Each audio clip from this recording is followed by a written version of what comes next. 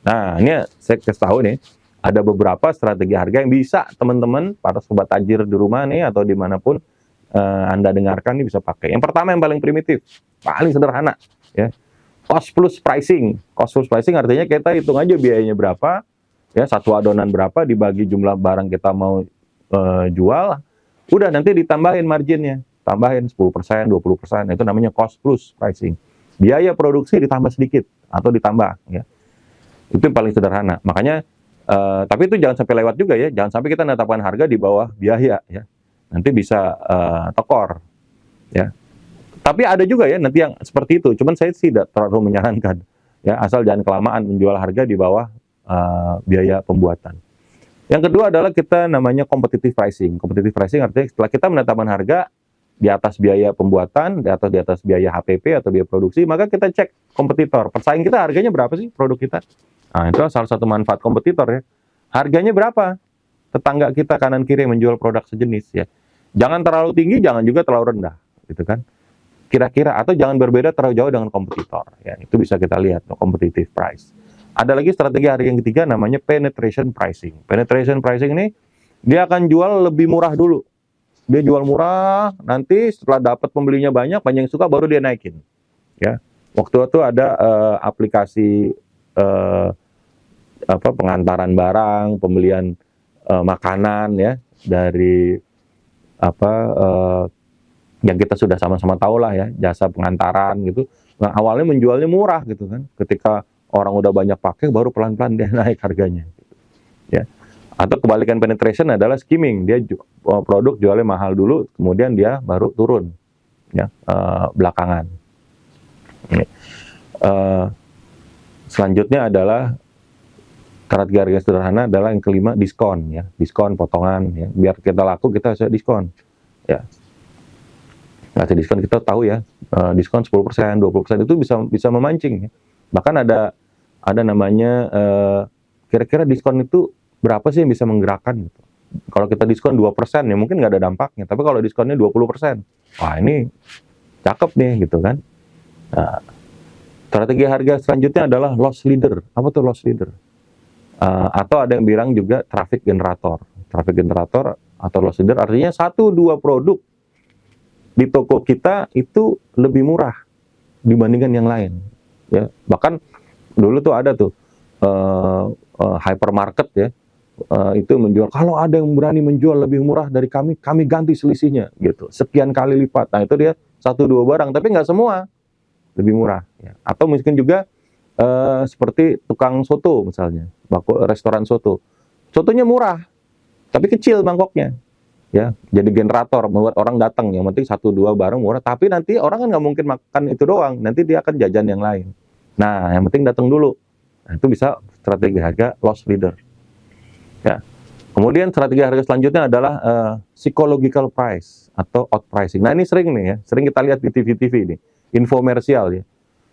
Bapak Ibu ada yang mau beli kain pel, harganya murah, cuman 99.900 sekian ya. Harganya keriting, padahal harusnya 100.000. Tapi dia tulisnya 99.900 ya, harga out pricing, harga psikologikal. Kenapa itu penting? Karena gini, yang dilihat adalah angka depannya, nggak nyampe 100.000 loh, cuma 90 ribuan gitu ya. Biasanya kaum hawa, kaum wanita nih sering kena nih kayak gini. Ya, pedagangnya jual harga 79, 89 ya, kalau dijumlahin 79 tambah 89 seolah-olah cuma 70 sama 80. Seolah-olah 150, padahal kalau dijumlahin harganya 168 ya kan? Gitu. Nah, kalau produknya jadi banyak lumayan tuh, atau di depan kasir, loh kok harganya jadi mahal gitu. Ya nggak salah juga kan, memang itu taktiknya harganya keriting. Di Amerika tuh terkenal the power of 99. Mereka nggak jual $10 ya, tapi 999 ya. Atau dia nggak jual $20, but 1999, 19,99. Jadi the power of 99. Psychological atau out pricing. Yang baru sekarang itu ada yang namanya decoy price. Nah, decoy price itu harga umpan. Ya. Harganya itu dia naruh, misalnya dia udah mau jual barang, contoh misalnya ada 2 barang nih, dia mau jual barang A harganya misalnya $10, ya, yang kecil, botol besarnya $30 gitu kan. Nah, kemudian dia gimana caranya supaya yang 30 nih laku, ya kan? Yang 30 nih biar terasa murah. Nah, dia jual satu botol lagi, misalnya harganya $50, ya kan? Yang ketiga ini extra large. Dia mungkin udah tahu nggak ada yang beli juga yang bakalan dengan harga $50 ini. Nanti kalau yang paling orang belinya sampai yang sedang. Jadi dia membuat barang itu terlihat murah, dia bikin ada umpan. Umpannya bisa di yang paling gede, kadang ada juga yang di tengah. Gitu. Kalau di tengah, produknya misalnya harga $10 sama $30, yang $10 itu barang kecil, yang small, yang $30 harga barang yang besar, yang sedang harganya bukan 20, yang sedang harganya 25 misalnya. Ya kan? Jadi ketika saya mau cari yang ukuran mana Pak? Yang sedang aja deh. Kita yang sedang 25, nambah dikit Pak jadi 30, ya kan? Iya ya, cuma nambah dikit. Nah, itu. Jadi 25-nya itu namanya decoy, umpan. Sebetulnya bukan itu yang dia mau jual. Gitu, ya. Jadi bisa ditaruh di tengah, bisa juga ditaruh di atas. Decoy product price, ya. Harganya ada apa ya? Pengalih perhatian gitu, ya. Nah, masih banyak lagi strategi harga. Makanya asik nih kalau kita bisa menguasai berbagai teknik strategi harga. Yang berikutnya adalah ada yang namanya strategi harganya payment period, bayarnya bisa dicicil. Ya. Untuk produk-produk harganya besar, biasanya bisa dicicil. Contoh properti, mobil, ya itu bisa dicicil tuh, karena jarang, bukannya nggak ada, ya, jarang dijual secara cash gitu, ya, kan bisa dicicil. Makanya biasanya ada kerjasama dengan pihak ketiga, dengan perbankan gitu. Atau ada lagi strategi lanjutnya adalah allowance. Allowance itu harga khusus, ya, harga spesial. Harga spesialnya hanya berlaku di biasanya musim-musim tertentu, ya, di waktu-waktu tertentu, seasonal, ya. Misalnya kalau mau Lebaran tuh suka ada Lebaran sale, ya, khusus Lebaran. Gitu. Kalau diskon mungkin bisa nggak ada sebabnya, tapi kalau allowance dia ada waktu-waktu tertentu, ya, di diskon. Atau khusus malam hari dia diskon harganya, ya. Ada misalnya bakery itu kalau malam dia suka nurunin harga. Ada beberapa, karena dia daripada ngebuang kuenya, rotinya mendingan diturunin aja, ya, dikasih allowance, harga khusus. Berikutnya apa lagi Pak Gali? Ya, berikutnya ada bundling, ya, bundling digabung. Produk A, pisang harganya 10.000, apel harganya 8.000, harusnya 18.000 digabung. Kalau jumlah distributor begitu digabung harganya cuma 15.000 bundling. Kalau sekarang istilahnya agak keren, cross selling, ya. Tapi itu sebenarnya hampir serupa dengan istilah dulu bundling atau cross selling. Nah, selain cross selling ada juga upselling. Ya, upselling harganya dinaikin, ya. Harganya dikasih ukuran lebih gede, dia besarin harganya. Itu upselling. Kalau dikecilin produknya namanya downselling, ya. Kopi kita jual 1 kilogram, mungkin orang nggak ada yang beli. Tapi ketika jual 100 gram, ya, jadi sasetan. Nah, itu namanya di downselling. Versi kecil, gitu. Ada kemudian strategi harga namanya price flexibility. Harganya bisa ditawar. Nah, kalau kita belanja di pasar-pasar tradisional ini bisa ditawar. Serunya memang gitu, bisa tawar sampai closing gitu kan. Nah, ini seru gitu, ya, kita tawar-tawaran. Nah, kalau di swalayan atau minimarket atau hypermarket kita nggak bisa nawar, ya. Memang ada orang yang malas nawar, tapi ada ibu-ibu yang jiwa petarung, yang jiwanya tuh nawar. Dia senang tuh kalau bisa nawar. Ada kepuasan batin gitu kan. Kalau harganya lebih rendah. Nah, kita bisa juga nerapin produk yang bisa ditawar gitu kan. Memang belum pernah saya lihat misalnya kalau jual martabak bisa ditawar gitu. Tapi kalau kita mau coba bisa-bisa aja, ya kan. Gitu. Ini kan ilmu, ya. Bisa kita beli sayur bisa tawar, beli mobil bisa tawar gitu. Ya. Ya, itu satu strategi harga lagi. Strategi harga berikutnya namanya price differences, perbedaan harga, ya, atau diskriminasi harga. Beda harga ini bisa karena misalnya beda target konsumen, ya. Bisa target konsumen, bisa juga karena wilayah atau bisa karena waktu. Misalnya dulu kita nonton bioskop, ya. Nonton bioskop itu suka ada perbedaan harga. Dulu zaman saya sekolah tuh misalnya kalau hari Senin nonton bioskop itu harganya lebih murah daripada hari yang lain. Kenapa? Karena dianggap yang paling sedikit. Tapi biasanya kita anak-anak sekolah atau mahasiswa tuh memanfaatkan banget tuh harga khusus bioskop di hari Senin, ya kan? Price different. Atau wilayahnya. Misalnya harga bioskop, nonton bioskop itu kalau di Jakarta sama di kota Depok tuh bisa jadi nggak sama gitu kan. Filmnya bisa jadi sama, tapi harganya nggak sama gitu. Film yang sama diputar di daerah Sudirman Tamrin, harga tiket bioskopnya itu mungkin 75.000 atau 100.000. Kalau di Depok mungkin harganya 35.000 atau 25.000.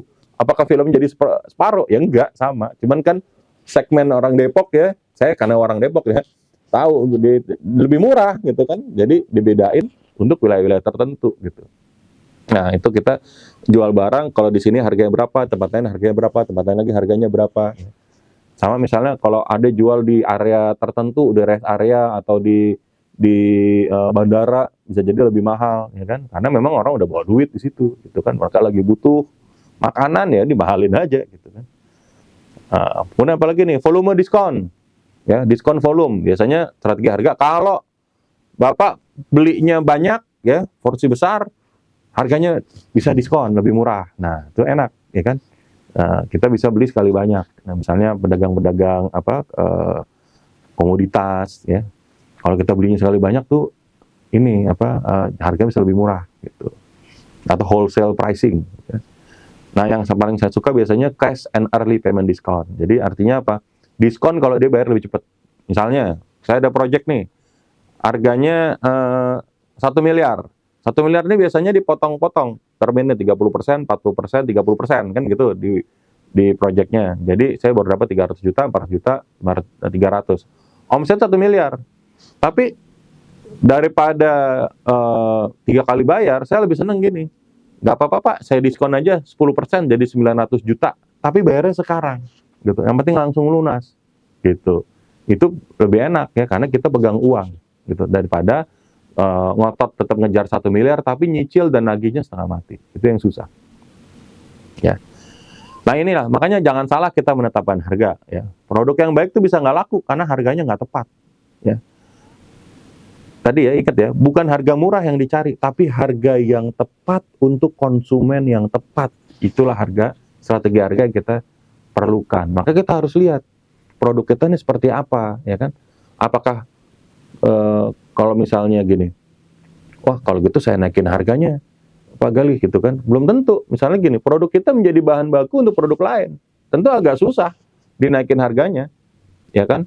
Karena misalnya gini, saya pedagang beras, yang beli beras saya adalah perusahaan catering gitu kan. Kalau saya naikin harga, dia nanti susah jualnya lagi, karena dia akan jual lagi kan, jadi bahan baku buat dia ya. Atau misalnya kita penyediaan spare part, penyediaan pasir gitu kan, kalau dinaikin harganya, yang beli nanti susah dia jualannya lagi. Nah, itu kita juga harus cermat, nggak semata-mata kita naikkan aja. Makanya kita cari strategi harga yang tepat yang mana, ya kan? Kadang-kadang kita punya logika aneh-aneh nih orang-orang nih. Saya mau jualan produk yang bagus. Saya mau jualan produk yang bagus karena harganya murah. Nah, biasanya para mahasiswa nih suka begini nih. Saya pengen jual produk bagus tapi harganya murah. Ini logika-logika yang absurd ya, yang nggak jelas gitu kan. Karena nggak masuk akal. Karena kita udah mantep. Ada harga, ada barang. Seringkali kita udah tahu gitu. Orang Betawi gitu, ada rupa, ada harga, ya kan. Logika konsumen, kalau produknya bagus ya harganya bagus. Atau harganya nggak murah gitu kan. Jadi kalau harganya murah, jangan-jangan dibanding konsumen udah alam bawah sadar udah ngomong, kalau harganya murah, jangan-jangan produknya kurang bagus. Yang dia carikan bukan harga murah, yang dicarikan produk bagus. Terus kita malah murahin harga, malah nggak dibeli, ya kan.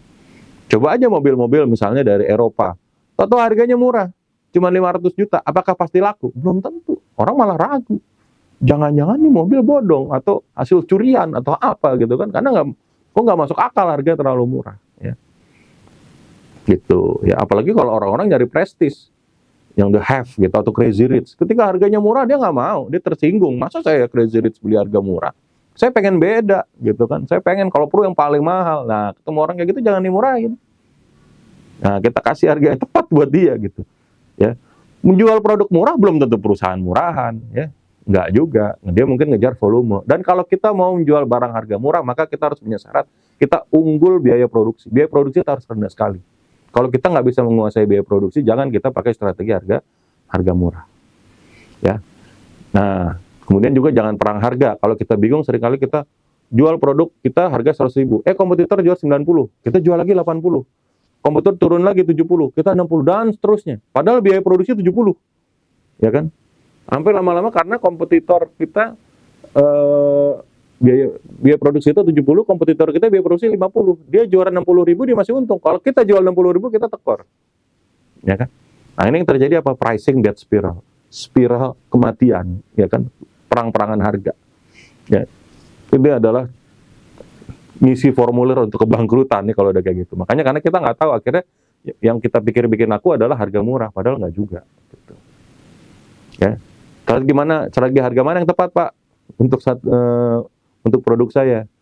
Ya, well, nggak ada satu obat yang manjur untuk semua jenis penyakitnya. Kita harus tahu produk kita seperti apa, ya.